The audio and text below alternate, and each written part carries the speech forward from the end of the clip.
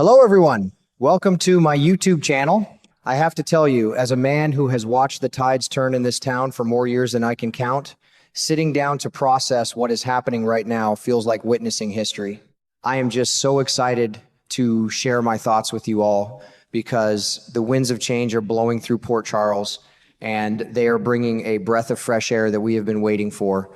Let me tell you, watching Anna Devane and Sonny Corinthos sit down and truly understand each other is like watching two old war horses finding a quiet, peaceful pasture after a lifetime of battles. I know many of you ladies have followed these lives for decades, and seeing these two seasoned souls find common ground is something that just warms the heart in a way few things can. When Sonny looked Anna in the eye and told her that he is officially out of the mob, I practically fell out of my chair. We all know Sonny has danced on the edge of that dangerous life for as long as we have known him. It has defined him, shaped him, and brought him both unimaginable power and unbearable sorrow. He told Anna that he is completely serious about this, and you could hear the raw honesty in his voice.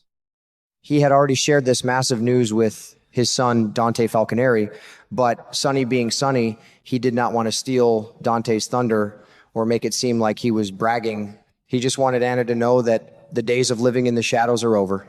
As a father myself, I can completely understand the heavy burden that must have been lifted off Sonny's shoulders and, more importantly, off Dante's. Think about Dante for a moment. That boy has walked a tightrope for his entire adult life, caught right smack in the middle between his sworn duty as a police detective and the deep, unconditional love he has for his father. It is a terrible place for a son to be, constantly looking over his shoulder, wondering if the next case to cross his desk will have his father's name on it.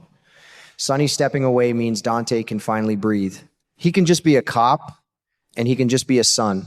That right there is a beautiful thing, and it shows a kind of maturity in Sonny that I think we have all been praying to see. The timing of this decision is just absolutely perfect, and it makes a whole lot of sense when you look at the big picture. Right now, the criminal underworld is in absolute shambles, and I say good riddance.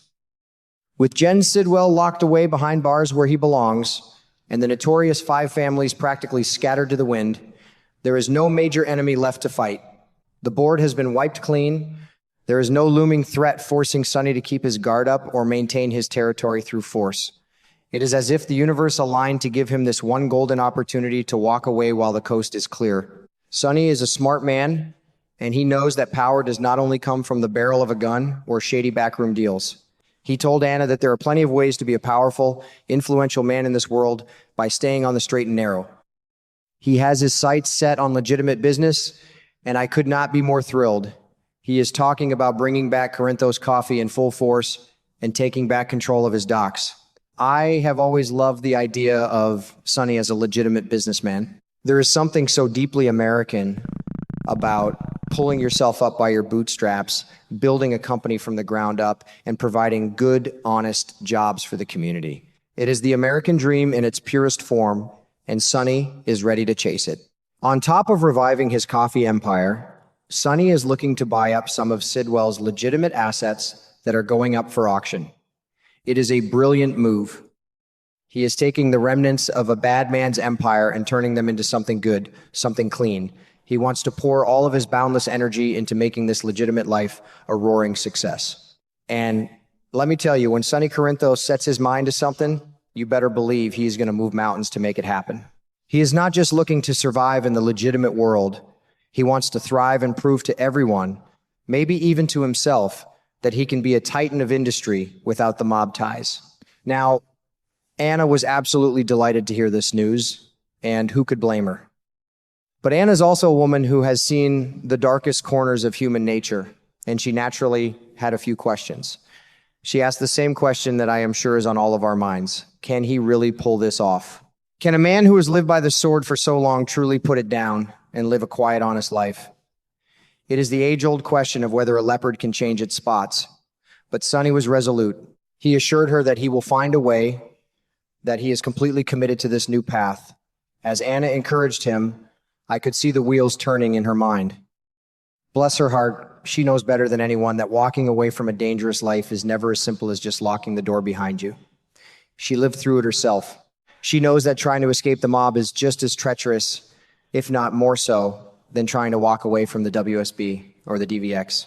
When you have been in that deep, the past has a funny way of trying to pull you back in. I felt a lump in my throat when Anna's thoughts drifted to Duke Lavery. We all remember Duke, a good man who tried so hard to leave the mob behind for the woman he loved. Anna remembers the constant, suffocating danger that hovered over them, the feeling that trouble was always just around the corner. She carries that loss with her every single day, and she does not want to see Sonny or his family go through that same heartbreak. Anna also made a very wise point about the nature of power. She agreed that the 5 families are currently out of the picture, but she reminded Sonny of what happens when a massive power vacuum is left behind. Nature abhors a vacuum, especially in the underworld. She brought up the chilling memory of Cyrus Renaud and how quickly he swept into power when he saw an opening. She warned Sonny about the potential for a multi-pronged attack from East Coast syndicates looking to claim the territory Sonny is leaving behind. It was a sobering moment, a necessary reality check between 2 friends who respect each other enough to tell the hard truths. What really struck a chord with me during their conversation was when they found common ground on the hardest job in the world, being a parent. They started talking about the sheer terror of trying to raise children while working in professions where your life is constantly on the line. Both Sonny and Anna have lived through every parent's worst nightmare. They have both had loved ones kidnapped, used as pawns by their enemies.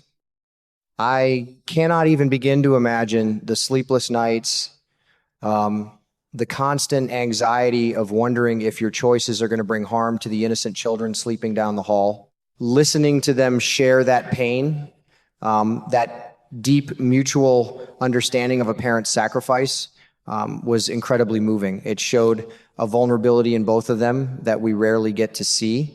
And speaking of fathers making the ultimate sacrifice for their children, the conversation naturally turned to Jason Morgan. Jason has made the monumental decision to leave the mob behind, stepping away from his role as Sonny's enforcer to be a better father to Danny Morgan. I have to say, seeing Jason prioritize Danny over the only life he has known for decades is nothing short of miraculous. Fatherhood changes a man. It shifts your entire perspective. Jason looked at his boy and realized that he could not be the father Danny needs if he is constantly in the line of fire. Sonny and Jason are brothers in every sense of the word, and it is poetic that they are both choosing family over the mob at the exact same time. Sonny and Anna both agreed wholeheartedly that for the sake of their children and their grandchildren, working in a dangerous environment is just not worth the cost anymore. They talked about the different kinds of danger they have faced. They acknowledged that being a police officer like Dante has its own inherent risks, but it is a noble, necessary risk. It is a far cry from the shadowy, unregulated dangers of the mob or the international espionage of the WSB. They have all spent enough time in the line of fire. It is time for peace. It is time to let the younger generation grow up without the sins of their fathers casting a shadow over their lives. As their heartfelt conversation came to a close, there was a palpable sense of hope in the air. They wrapped up their talk, but you could tell that a new, profound respect had been forged between them. They are no longer just people who happen to live in the same town. They are 2 survivors who have weathered the worst storms and have chosen to walk toward the light. The focus now shifts entirely to the upcoming auction of Jen Sidwell's assets. This auction is not just about money or business for Sonny. It is his proving ground. It is his chance to step into the light, place his bids as a legitimate businessman, and start building a legacy that his children can truly be proud of. I am telling you folks, I am on the edge of my seat, waiting to see how this auction plays out. Sonny is hoping to be the big winner, and I am rooting for him with all my heart. It is never too late to turn over a new leaf, to make things right, and to choose love and family over power and fear.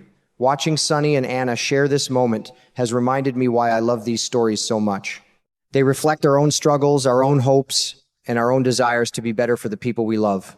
I cannot wait to see Sonny rebuild Corinthos Coffee, to see the docks bustling with honest work, and to see a father finally at peace with his choices.